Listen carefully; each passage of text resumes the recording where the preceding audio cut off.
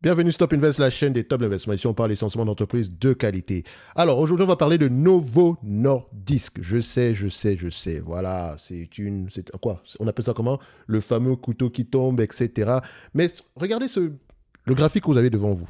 Ça, c'est le graphique des cash flows opérationnels de cette compagnie. D'accord? Il n'y a pas de graphique de prix parce que si je mets le graphique de prix, ceci, c'est une distraction. Parce que ça, c'est ce qui nous intéresse. La capacité de la compagnie à rapporter ici des cash flows opérationnels au moins, d'accord? En réalité, des free cash flows stables et croissants dans le temps. Malgré tout le bavardage sur Novo Nordisk, ça ressemble à ça. Mais je vous le concède. Ce qui nous intéresse, c'est le futur à ce niveau. OK? Et non, techniquement, on se base sur le passé. Et quand je dis on se base sur le passé, ça veut tout simplement dire ici qu'on va prendre une entreprise qui a déjà une certaine ADN solide, qui a déjà prouvé qu'elle était capable de rapporter des cash flows, et on va essayer de se projeter dans le futur. Mais on ne se projette pas juste pour se dire j'y crois, point. Non. Pourquoi? Elle vend quoi? À qui? Est-ce que la demande est là? Qui achète? Qui paie? Quel problème elle rencontre en date d'aujourd'hui? Quel problème elle pourrait rencontrer? Où en est la compétition? Bref, un ensemble de questions. Avant de rentrer ici dans le vif du sujet, rejoignez le School. Dans le School, le lien est gratuit. Je vous ai mis ici, dans le Classroom, vous avez la checklist. Donc, 2 prompts ici pour vous aider ici à gagner du temps pour faire vos différentes analyses ici. C'est 2 prompts parmi tant d'autres. Donc, ici, sachez que j'ai juste mis la base, d'accord? Donc, également, je vais poster la totalité, l'intégralité de la note d'analyse actuelle ici, parce que je ne vais pas totalement lire tout ce que j'ai écrit. Donc, on va aller assez rapidement. Et n'oubliez pas, ce vendredi, nous avons un live où je répondrai à toutes vos questions. Et le live sera uniquement dans le groupe School. D'accord? Uniquement. Ni sur YouTube, il n'y aura pas de replay, ni quoi que ce soit. Bref, je vous laisse aller voir ça là-bas. OK? Ce sera également un live porte ouverte. Vous pourrez me poser des questions par rapport aux différents services que je propose, etc. et converser avec les personnes qui sont déjà à l'intérieur de manière générale. Bref, on est là pour parler de Novo Nordisk. Je sais, on va aller très rapidement parce que je ne vais pas passer mon temps ici sur les chiffres. Les chiffres, on va les survoler. Et je te dirai même d'ailleurs, si ce sont les chiffres qui t'intéressent, revois la vidéo du mois de décembre parce qu'en réalité, ça ne sera pas très différent de cette période-là. Alors, on y va assez rapidement. Les catalyseurs positifs, malgré la mauvaise nouvelle, etc., il y a quand même des éléments positifs. Premier élément ici, le développement de la pilule Wegovy représente un levier de croissance stratégique majeur pour le groupe. Cette alternative au traitement injectable permet non seulement d'élargir la base de patients éligibles, mais aussi d'optimiser la pénétration du marché en simplifiant l'administration, ce qui pourrait se traduire par une accélération des revenus sur le segment de l'obésité sans les contraintes logistiques liées aux injectables. Oui, parce que pilules injectables ici, laissez-moi vous dire ici que ça coûte moins cher de faire des pilules par rapport aux injectables et le casse-tête logistique des injectables est bien plus élevé que les pilules de manière générale. OK? Donc, également, il y a des gens qui n'aiment pas les injections, etc. Donc, en termes de commodité, c'est intéressant pour les patients. OK? Ça, c'est le premier élément positif. Deuxième élément positif ici, le retrait des versions copycat par des acteurs comme Hims & Her offre un soulagement opérationnel immédiat pour Novo Nordisk. Cette réduction de la concurrence directe sur les produits de substitution permet de préserver l'intégrité des parts de marché du groupe et de maintenir le pouvoir de fixation des prix plus stable, sécurisant ainsi les marges opérationnelles à court terme. Troisième élément, malgré les récents revers cliniques, Novo Nordisk conserve son statut de leader sur le marché de l'obésité à horizon rapproché. Donc, ce qui veut dire ici qu'on parle à peu près de quelque chose, en moyenne sur les 5 prochaines années, il y a de fortes chances qu'on reste leader. OK? Donc, cette position, encore que, je me réserve le droit de me tromper, mais voilà, c'est la position actuelle. Et cette position dominante repose sur une infrastructure commerciale établie et une reconnaissance de marque forte offrant une résilience relative de la performance financière globale pendant que le pipeline de recherche et de développement est ajusté pour répondre aux nouvelles exigences de performance du secteur. Donc, ce qu'on a déjà présentement, ça rapporte de l'argent. Il y a de fortes chances que ça continue à rapporter de l'argent sur les 3-5 prochaines années. Ça, c'est correct. Maintenant, au niveau des risques. Premier élément, l'échec de l'étude Redefine 4 ou bien Redefine 4, c'est comme vous voulez, vous lisez en français ou en anglais, ça on s'en fout. Ce qui est sûr, c'est Redefine 4. Point barre. Maintenant, si c'est Redefine 4, c'est comme ça que je le lis. D'accord? Donc, Redefine 4 ici, l'échec de l'étude Redefine 4 ici a atteint son critère principal de non-infériorité constitue un risque de croissance structurelle.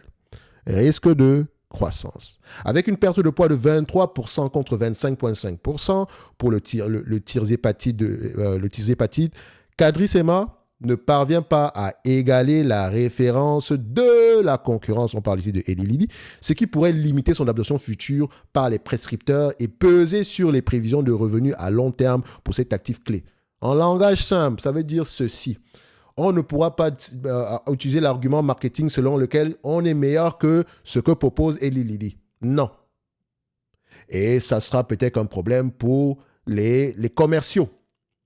Mais il y a une chose également qu'il faut mentionner, c'est que, bon, il pourrait se positionner sur ceci. Le produit actuel est meilleur que ce que nous avons déjà proposé par le passé. D'accord? Notamment ce qui est déjà sur le marché en date d'aujourd'hui, mais également sur le prix. Et s'ils arrivent à faire à ce que ce produit-ci, le CagriSema, soit plutôt en pilule, ça pourrait également être un home run. Très intéressant, dès le début. Retenez une chose, c'est que le CagriSema sera mis en vente. Il y a de fortes chances que ce soit le cas. Et je pense parce que la demande a déjà été déposée dans tous les cas de figure. Actuellement ici, pour moi, quelqu'un comme moi, entre 23% et 25,5%, je ne vois pas une énorme différence ici. Mais bon, peut-être qu'en argument marketing, c'est intéressant. Mais je sais une chose, c'est que ceux qui payent veulent des prix plus bas. Et qui payent? Je vous laisse aller répondre à cette question-là. Maintenant, deuxième élément négatif, ou bien deuxième risque, selon moi, le dépôt du dossier de CagriSema auprès de la FDA en décembre 2025 place l'entreprise sous une pression réglementaire constante jusqu'à la décision attendue fin 2026. Tout retard ou demande d'informations complémentaires de la part des autorités de santé dans un contexte de résultats cliniques mitigés augmenterait la volatilité du titre et pourrait différer la monétisation de cette nouvelle ligne de produits. Bon, il faut vous dire une chose, c'est une incertitude. Mais celui qui achète cette compagnie en date d'aujourd'hui doit prendre ça en considération. Et donc, s'il y a un retard, un prolongement, etc., ça va prendre du temps. Ça pourrait également avoir un effet sur le titre de manière générale. Mais ça, ce sont des variations à court terme parce que tôt ou tard, cet élément, il y a de fortes chances qu'il soit approuvé, sauf s'il est nocif pour la santé de manière générale. OK? Troisième élément ici, la répétition de résultats cliniques inférieurs aux attentes crée un risque de révision à la baisse des multiples de valorisation.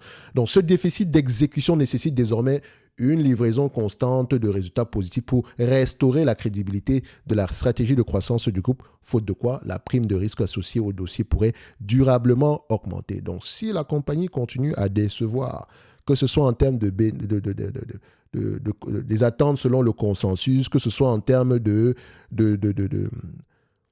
d'études qui ne se passent pas aussi bien que prévu, etc., ça aura un effet négatif sur le prix de l'action. Sur le prix de l'action. Est-ce que ça a un effet négatif sur la qualité du dossier par rapport à ce qu'elle produit déjà en date d'aujourd'hui? Ça, c'est une question à laquelle j'aimerais que vous puissiez également répondre. OK?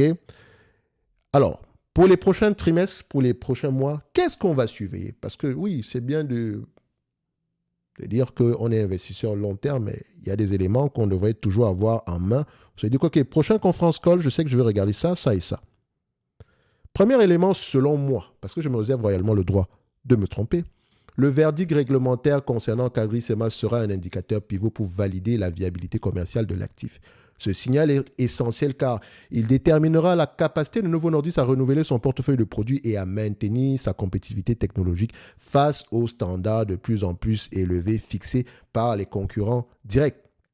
Et donc, on va dire une chose, quand on parle ici, vous pouvez dire compétitivité pharmaceutique, comme vous voulez, de manière générale ici, le fait qu'on passe de l'injectable ici à la pilule, ça reste une innovation. La pilule existait depuis longtemps, hein, mais ça reste une innovation technologique de manière générale, même si, voilà, vous pouvez le prendre aussi sur le plan pharmaceutique, comme vous voulez. OK? Donc, les mots auront une importance pour tout un chacun ici. Mais rappelez-vous d'une chose, le plus important, c'est qu'est-ce que ça veut dire concrètement. Ça veut tout simplement dire ici qu'on attend que le fait que la décision de la FDA est attendue. D'accord? Si elle prend du temps, ça va être compliqué. OK? Mais ça ne veut pas dire... Ça pourrait être un catalyseur. D'accord? Ça pourrait être un catalyseur ici. Quand on parle de catalyseur, c'est un élément positif qui viendrait faire à ce que le marché se rende compte que l'entreprise a une valeur bien plus élevée que le prix actuel. Deuxième signal ici à surveiller, c'est le suivi de la performance commerciale et de l'accueil du marché pour la pilule Wegovy, parce qu'elle est déjà sur le marché, servira de baromètre pour mesurer la capacité du groupe à diversifier ses sources de revenus. Ce signal est crucial pour évaluer si l'innovation galénique, et quand on parle d'innovation galénique ici, c'est en termes, c'est une question de forme, d'accord? Comme je le mentionnais tantôt plus haut, de la pilule à l'injectable à la pilule, ça reste c'est une innovation, d'accord? En termes de commodité, mais également, c'est un élément intéressant en termes de logistique parce que c'est moins compliqué de transporter des pilules et ça coûte moins cher à produire, ok? Donc, vous pouvez mettre ici innovation pharmaceutique si vous voulez, ok? Donc, ce signal est crucial pour évaluer l'innovation pharmaceutique, d'accord? Et c'est, comment on dit ça? Ça peut également permettre de compenser les éventuels retards de performance, d'accord, des actifs, des actifs ici injectables en cours de développement. Donc, la pilule, le bon comportement ici de la pilule Wegovy est attendu avec beaucoup d'impatience. Et je pense que le début a été assez intéressant ici. Et donc, pour quelqu'un qui investit à long terme, on va continuer à observer cet élément-là. Donc, rappelez-vous d'une chose, les médicaments contre l'obésité, c'est un plus pour Novo Nordisk. Parce qu'à la base, ce n'est pas ce qu'elle faisait. D'accord? C'est un marché nouveau pour cette compagnie-là. Donc, l'exécution doit être 5 étoiles, surtout que par le passé, elle a montré que ce n'était pas trop ça. On ne va pas revenir sur tout ce qui a eu lieu sur cette compagnie entre changement du PDG, le fait qu'on ne renouvelle pas le brevet ici des médicaments contre l'obésité au Canada parce qu'on avait oublié de payer ou bien le paiement arrivait en retard et voilà 1 milliard de chiffre d'affaires qu'on met à la poubelle alors que ça nous coûtait moins de 10 000 $, un truc comme ça. Ensuite, vous avez le fait que certaines compagnies pharmaceutiques américaines, de télésanté américaine avait le droit de vendre des produits génériques ici parce qu'il y avait une pénurie sur le marché. Maintenant, là que la pénurie est résorbée, il y a encore de la vente sur le marché. C'est se permettre de continuer à vendre. Ça peut entraîner ici des poursuites au niveau de la justice, ce qui est le cas. Et c'était mon problème avec Hims & Hers. De toutes les façons, quand vous regardiez les chiffres, vous saviez que la plus grosse partie du chiffre d'affaires venait de ces différents éléments-là. Et quand ces éléments-là allaient disparaître, parce que tôt ou tard, ils allaient disparaître, parce qu'elle n'avait pas le droit de le faire jusqu'à la fin des temps. Elle n'a rien dépensé en R&D pour trouver ces éléments, pour à peu près exploiter la marque Wegovy ou bien exploiter ici ces principes actifs-là. Donc, elle doit attendre que les génériques soient accessibles dans cette zone-là, parce que de toute façon, c'est un vendeur de produits génériques. Il ne faut même pas Elle vend des produits génériques de manière différente directement aux consommateurs. Ce n'est que ça qu'elle fait. Donc, on vend des produits génériques, essentiellement basés sur les coûts. D'accord? Donc, ce sont les éléments qu'on va avoir tendance à suivre sur les mois à venir, de manière générale. Au niveau de l'analyse quantitative, je ne perds pas le temps. Simple. Pour moi, ici, les attentes des analystes, on s'entend que sur les derniers mois, elles ont été ajustées de plus en plus. Maintenant, vous comprenez pourquoi je vous dis toujours, tant que c'est des prévisions, ça ne veut pas dire que ça va arriver. Ça pourrait arriver. Et vous, avant d'y investir, vous allez comprendre qu'est-ce que ces prévisions-là incluent et déjà acheter le business en date d'aujourd'hui sans que ces prévisions-là ne soient incluses. Donc, ça vous permet ici d'avoir une certaine marge de sécurité, mais également vous adosser sur le fait qu'elle soit capable de rapporter le même niveau de revenus que par le passé. Et donc, comme vous pouvez le voir ici, les attentes il y a 5 mois étaient de 5,75 $. Aujourd'hui, nous avons plutôt du 4,39 $. Ça pourrait remonter comme ça pourrait rebaisser, je n'en sais strictement rien du tout. Et vous allez comprendre une chose, je pars du principe selon lequel, en termes de cash flow opérationnel, et je parle bien des cash flow opérationnels, je n'ai même pas parlé du free cash flow, etc. On pourra en parler ici, mais je me base sur les cash flow opérationnels, ça va être plus facile pour faire une valorisation ici, parce que les free cash flow peuvent être plus instables. Okay? Notamment, on s'attend ici à générer 1,59 $ de free cash flow en 2026. Est-ce que ce sont les vrais free cash flow du business en phase de, disons, en période de rentabilité optimale? Non. La raison, vous allez la retrouver dans les rapports financiers de manière générale. Donc, cash flow opérationnel ici, qu'est-ce qu'on fait? Moi, je vais me baser sur ceux de 2025. 4,05 $, 15 fois les cash flows, ça donne 60,74. Dette nette, elle n'a pas énormément de dette, donc je vais mettre ça de côté. Donc, je mettrai ici 60 $ en target price. Ça, c'est mon prix. 60 $. Et 60 $ basé sur le fait que il y a de fortes chances que l'entreprise continue à générer au moins 4 $ sur les années à venir. Au moins, sinon plus que ça. Et ce 4 $ là, ça ne prend pas en considération une quelconque innovation. Ça prend uniquement en considération le fait qu'on garde à peu près le même niveau de volume, le même niveau de génération de cash, de bénéfices ou de cash flow opérationnel. Je ne parle même pas de marge, je parle le même niveau de volume au niveau de la génération des cash flows. OK? Et donc, ici, je mets 60 $ et je vais dans ma watchlist. Je prends Novo Nordisk. On l'a ici. Novo. Alors, ça donne ceci. Novo Nordisk. La dernière fois, on était à combien? 61. Bon, je mets 60. Je mets la date d'aujourd'hui. Parfait. Et bim, badaboum. Je pourrais également faire la mise à jour de la partie de Novo Nordisk ici, version norvégienne. Novo, on va le faire ici. Voilà. Le dividende, etc., je n'en parle pas parce que vous pouvez le voir ici, les CFI, il y a de grandes chances qu'ils continuent à croître. Mais attention, 2025, ça va être compliqué. 2026, on va devoir payer avec un tout petit peu de dette. Ou bien avec le cash qu'on a dans le bilan en date d'aujourd'hui. OK? Mais ce n'est pas grand-chose. Elle peut le faire. Elle peut le payer. Elle peut payer ce dividende-là. OK? Donc, je vais mettre ici, pour la version ici norvégienne, je prends 2025, c'est ça, cash flow, 402. Donc, voilà, je vais mettre ici 402, j'arrondis à 402, il n'y a pas de dette ici. Et je reviens ici, Novo Nordisk, on était à 400. Je vais mettre ça, je vais laisser ça comme ça, 402, 400, c'est la même chose pour moi. Donc, je mets ça là. Donc, voilà, ça, c'est mon prix. Je ne paierai pas plus que ce montant-là. Pas plus que 60. Maintenant, vous pouvez choisir d'attendre les 20, les 15, les 5, je n'en sais strictement rien. Je ne sais pas jusqu'à quel niveau ça peut descendre. Ce qui m'intéresse, c'est en dessous des 60, est-ce que c'est intéressant pour moi? Et ça, c'est ma réponse.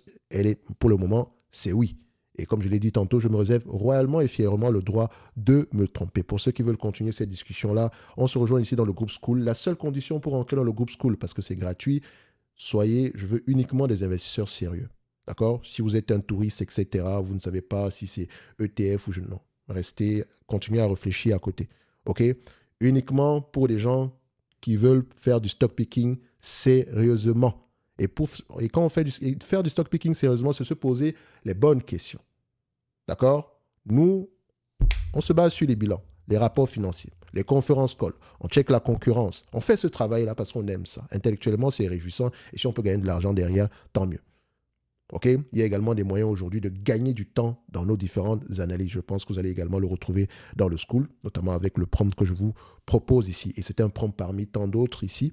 Et de toute façon, on en parlera ce vendredi. Pour le reste ici, pour moi, si vous avez acheté du Novo Nordisk, faites ce que vous voulez. Novo Nordisk reste à un prix intéressant en date d'aujourd'hui. Ce n'est pas un business qui va disparaître de manière générale. Maintenant, à vous de voir si vous êtes investi dessus, la pondération, etc. Ça vous engage de manière générale. Maintenant, on se donne rendez-vous sur les prochaines vidéos. Un like, un abonnement, un commentaire. Ça fait toujours plaisir. Merci et au revoir.